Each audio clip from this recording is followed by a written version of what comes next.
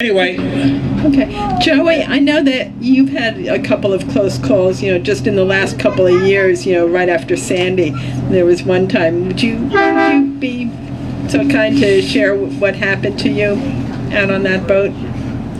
I guess the latest one was, the funny thing about it was, I had to do a school class for you the next morning, and we were out on like a 24-hour trip, clamming in the ocean. And during the day, we realized we were taking on water.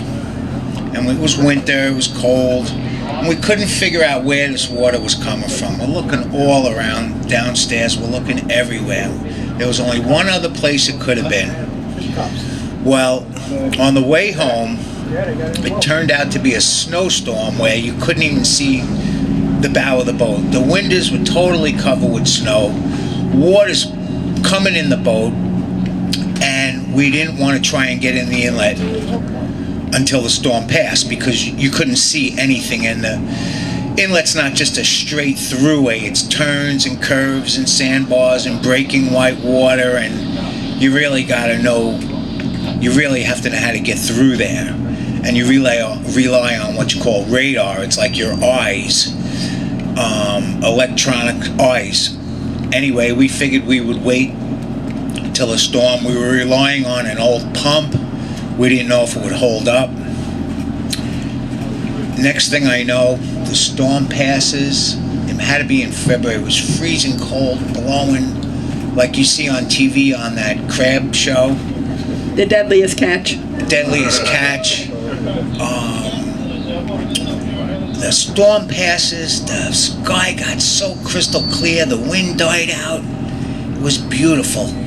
We were coming in the next inlet down to the west. It wasn't Jones Inlet here, it was Deb's Inlet to the west. When we finally unloaded the boat, first thing we did before we unloaded the boat, I went and got a couple of more pumps. The roads were covered with black ice. You could barely even drive your car. We got a few extra pumps handy, and we continued to unload the boat. When we finally got done unloading the boat, we picked up this one hatch, and we went downstairs between two big compartments, and right dead center had to be about 1.5 inches in diameter of water shooting straight up 4 feet high, ice cold. You had to lay down in the water to plug it off. What size boat was it? It was like about an 80-foot boat, maybe 83 foot. I'm not really sure exactly how big that boat was. And we found some big heavy pieces of plywood, and we put some rubber over it. We drove wood in between battens on the floor, and we got it to stop. The funny thing was, my girlfriend, who was living in Elmont, because we got washed out of this town, village of Freeport, so we were living up in Elmont. This is right after Sandy. Right after Sandy, yeah. Says to me, "Where are you?" And I said, "Well, we just unloaded the boat, and now we have to find this leak and fix this, otherwise the boat's going to sink here at the dock." I said, and we would have been in hours ago, but this real big, bad, heavy snowstorm kept us out. And she got so mad, she hung up the phone, and she slammed the phone down because up in Elmont, there wasn't a speck of snow. So she thought I was lying.